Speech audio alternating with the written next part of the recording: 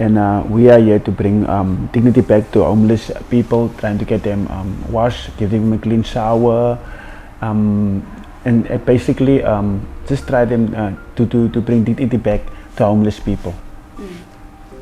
So you work with a company called Uturn, hey? Uturn. I used to be a lifetime champion at Hilton Homeless Ministries, and I'm actually graduating tomorrow from the program.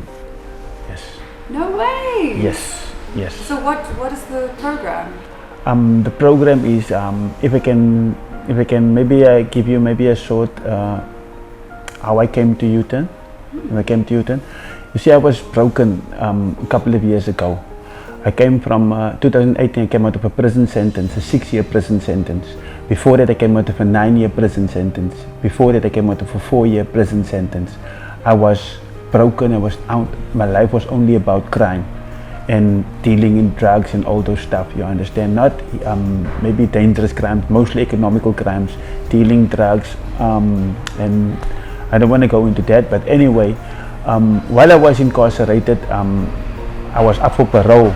And the social worker told me, listen here, Hilton, I see you up for parole, but what are you going to tell the parole board? Why they must send you back to the community? Because I see you are involved in prison, gangsterism in prison. You stab our wardens, you are ruthless in prison, you in the gang, so I see something good in you. Look at your case file, it's all red, and you are also dealing in drugs and all this time. Don't you want to do something good with your life? Don't you have any skills you can do? I said, no, I don't have skills. My only skill is crime, and I come from a broken home. I was raised with my grandmother, and my dad and my father my father and my mom were also in prison. They were also in crimes and also stuff, and I grew up with my grandmother, but she raised me in the way of God, always told me to trust in God, always told me to not to do to other people, and I'm going to do to myself. She always raised me, she raised me with good values.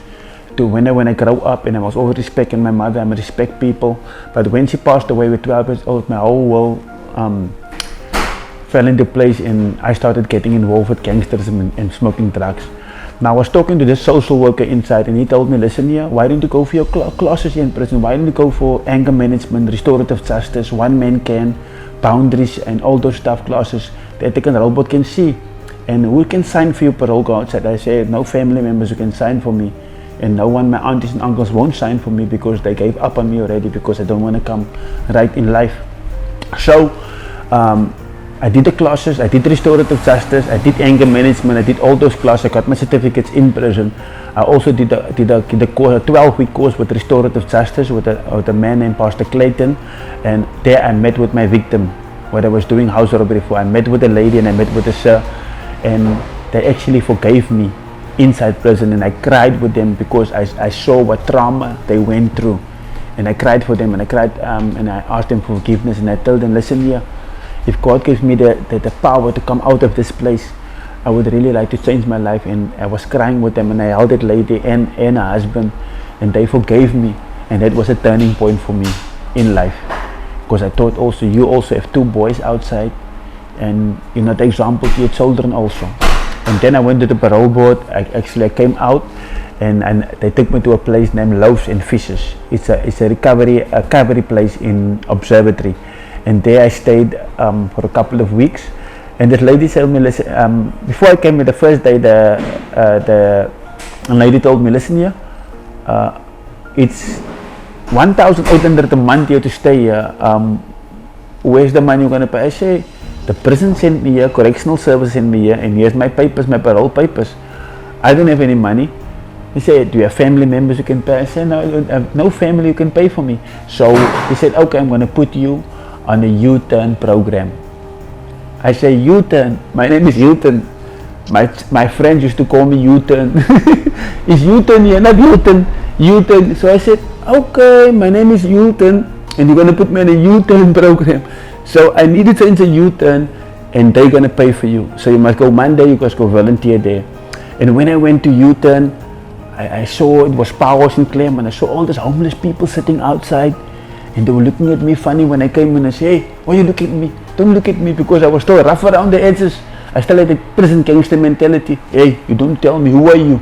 You understand? I still had that mentality, and I go inside and I saw what is people busy with here, trying to get people from the street, trying to get people in a shelter, getting them from drugs, serving them, making food for them, cleaning the place inside, taking donations from the public donations, maybe the second-hand clothes, make it clean, wash it, iron it, give it to the homeless people, doing motivational talk with them, teach them about boundaries, communications, and more importantly, teach them about the word and what power they have, what authority they have in Jesus Christ, and who are they.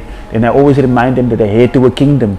You are salt of the earth, you are more than an overcomer, you are a mighty warrior. And I started motivating also from my side. And there I learned a lot on Uturn. I learned how to work the computer. I did some more boundary classes. I did communication skills, and also I worked in one of their stores. And we got a lot of stores. Uturn got a lot of stores in Claremont, in Cape Town too, in Durbanville, all over. And everyone who works in that stores, even the supervisor, all people who come from the street, all people who are broken, who are now in positions, who are staff members of Uturn now. And I used to do well in the shops also at retail, and afterward they sent me to Powerhouse, where they employed, where I went out with the UCT students, and we went out to the homeless people where they sleep in, and with the police station there on the street, and we ministered to them, and we also tried to get them on the program, on the Uturn program. And Uturn's got a very good successful rate. And I was struggling with employment, because I had a long criminal record. I put my CV in here and here and here, it always comes with negative, and I prayed to God. And actually I also met with my wife, my children's mother. When I came to visit my children on a weekend from there, I saw she was really broken. She was sleeping here and sleeping there, and she was broken, you understand?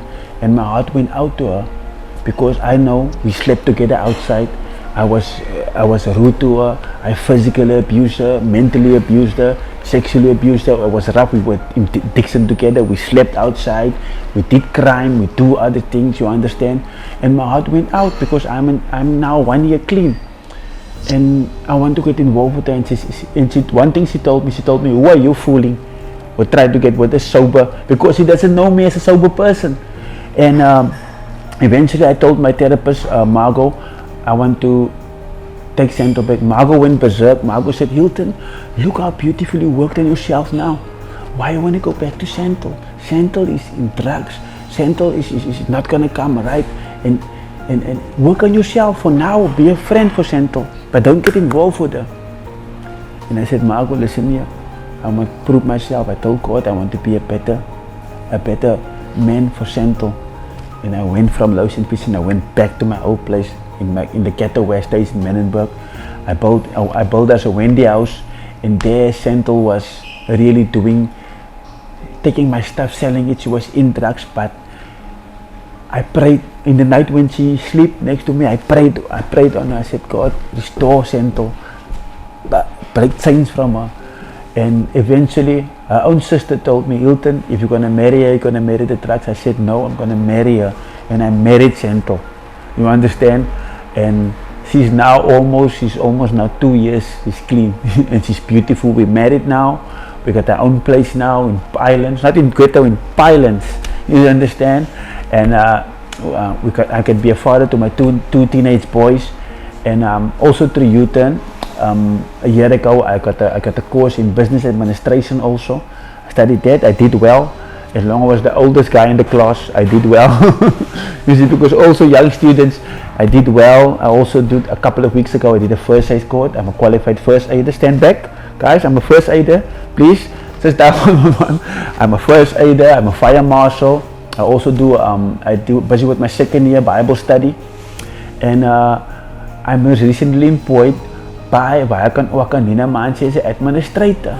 Wow, it was a turning point in my life, because I got a passion working with homeless people. And this wash bus there at Nina Manzi makes a huge difference, because in the morning they sit in the sessions there. In the morning, some of the homeless guys are sleepy when they sit in our sessions, because I know from sleeping on the cardboard. I've been a lot of years in prison. I've been dirty. I was full of lives. I was crazy at the time from smoking too much drugs, heroin. I was scratching in the bins. I was dirty. You wouldn't even recognize me. I gave up on life. You understand? And I know how it is to sleep in the rain with the cardboard with the plastic over you. I know what it is when your kidneys pain in the morning. And how it is when you come to someone and say, listen here, can you help me with money for the bread? How they chuck you away. And I also have good people, so I know it is for me to cut that work by Nina Manzi. It was a blessing. So I want to thank Nina Manzi. I want to thank all those people, AJ. I want to thank all those people from Switzerland yesterday, which I went for an interview. I want to thank Maya Aqua in India, that lady, Pranesh, I think is her name, and all the people in Germany. Ik spreek in het Duits en echt een zonnebrillen, you know, and the people in Germany, and all the sponsors, you understand? And we also recently got 2 hair clippers, so we are not only washed it. There was a guy last time, he said, listen, I don't want to wash, you see. I said, brother, listen here, I'll give you a brand new Goldina towel, fluffy towel. I give you a washcloth, I give you top range shower gel, I give you everything. I give you, come have a nice shower. It's a stripe, my brother. He said, okay, you give me top class shower gel. I said, when last did you take a nice wash? He said me, brother, I take a wash last 6 months. You can see how I was. That guy was dirty. He also had broken clothes. He was full of ticks. I organized him some clean clothes, underwear, socks, organized him. And when that guy came out of that shower, he looks 10 years younger. I didn't recognize him. People who don't know what Nina Manzi is, what is it? Nina Manzi it's a wash patch that was designed by Viacom Aqua. It means water is life. And we also provide shower services to the homeless people in the Claremont area, and also we are planning to do some outreach to other areas and get people to come wash, because we think it's a basic need for the human thing to fresh. Because I know also from experience, no matter if I have nothing, no matter if I don't have something to eat maybe, or when I can just wash in the morning and wash myself and feel the water over me, I feel like a human being again, even though I'm homeless. Now that's the feeling I get every day when they come out, when my guys come out of the shower and they feel fresh. And also we cut their hair on Tuesdays. We cut their hair for free, no styles, only number 1. We number 1 because they always say, Hilton, cut the style. And I also want to commend my 2 fellow workers, Quentin, I love you, Akim, I love you. And they are also the guys who are doing hard work around. After any shower, we clean the shower, wash the showers out, sanitize the shower handles, sanitize everything. And hygiene is very, very important for us there. And I want to commend them because they are doing very hard work with them. You understand? Because setting up the wash bus in the morning, I open, take down the steps, put on the gas canisters. Also, I do the admin work there, writing how many wash powder we use, and how many shower gel we use per month, the toilet papers, the air freshener, also the towels, our writing material also must monitor our guests, and that must also be monitored also. I also introduce some overseas guests to Nina Manzi and what differences make and all this stuff. And we are a tight team. We have been also to Martin, our driver. Yeah, I love you, Martin. And yeah, and for me it's like a difference when we also get them nail clippers to cut their nails, their toenails. And on Tuesday we will let them wash their dirty clothes. Only 6 items, and they wash their old dirty clothes, rinse them, hang them. And for me it's just they even the homeless people just come, and I do an interview with them, ask them how long they've been on the street, what's their age, what's the grade, you see, and what can we help them with, you understand, how's the experience with the Nina Manzi. And someone say, now where's the roll-on? Someone say, now where's the toothbrush? We also had some toothbrushes we give them. They were sponsored by a company in Germany, and we are also looking for sponsors. Maybe if the guys can get us maybe some roll-on and some toothpaste, you understand, that will be appreciated, you understand. And we also try to make maybe some sandwiches for them, get some sponsors, some sandwiches, and with the cool drink, maybe a nice pack for them, because all of them don't come to the service center, they only come to us just to give them something to eat.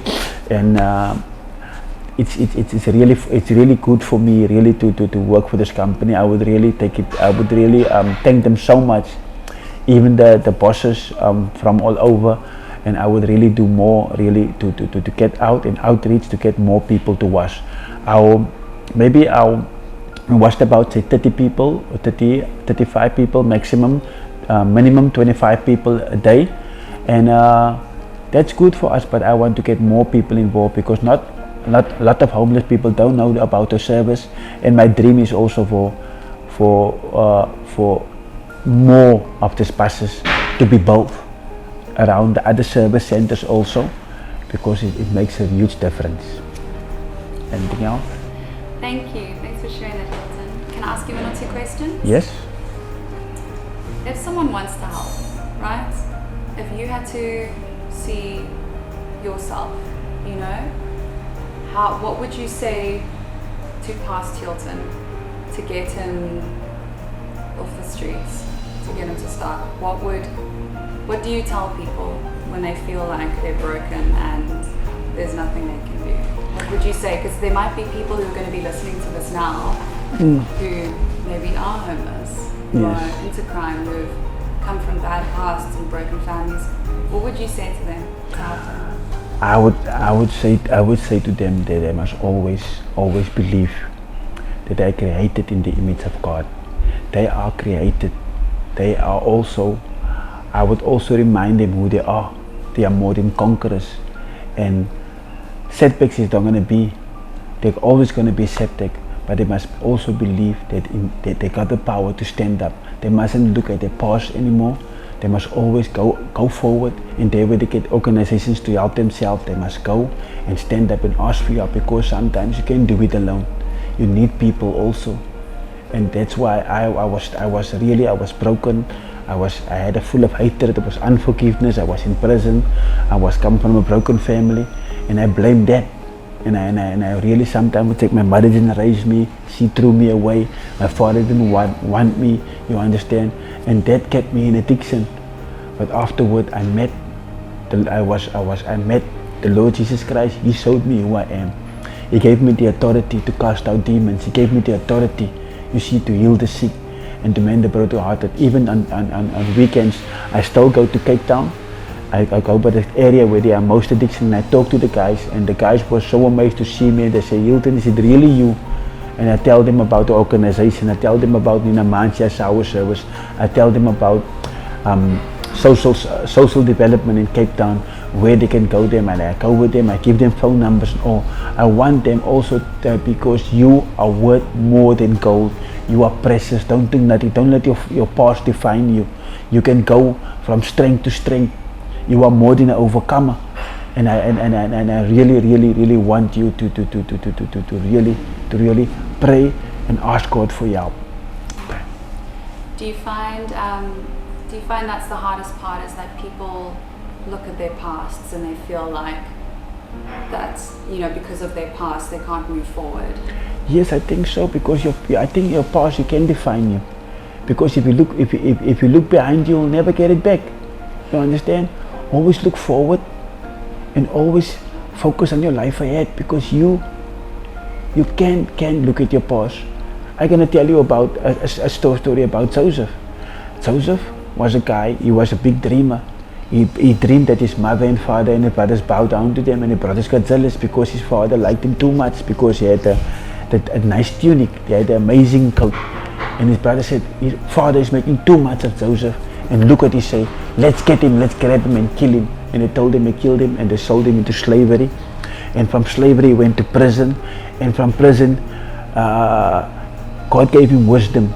And he went to the Pharaoh's palace. And there he got to the position. And after a couple of years, there was famine in the land.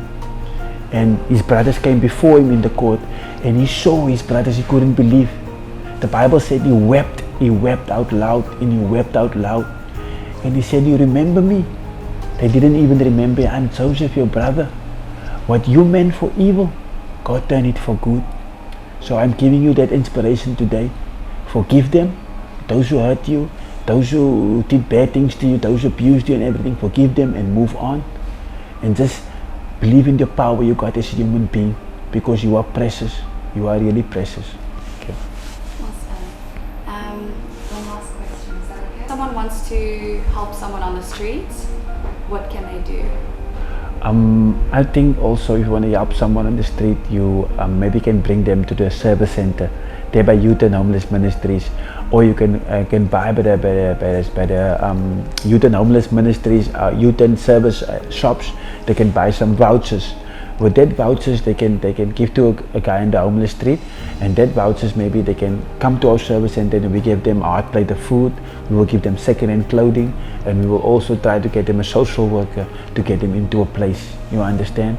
So I think basically, really, if you want to help someone, you must do it a responsible way.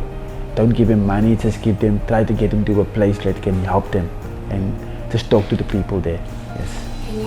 Should you give someone food if they ask for it? Yes, I believe you can give someone to eat, but I believe you mustn't give money. You understand? Like maybe can bring the service, but food they can give them. And we also need a lot of sponsors. You can bring food to us, to Nina Manzi, and also some toiletries and stuff. We will really appreciate it there.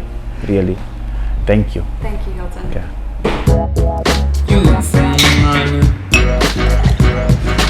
All for water.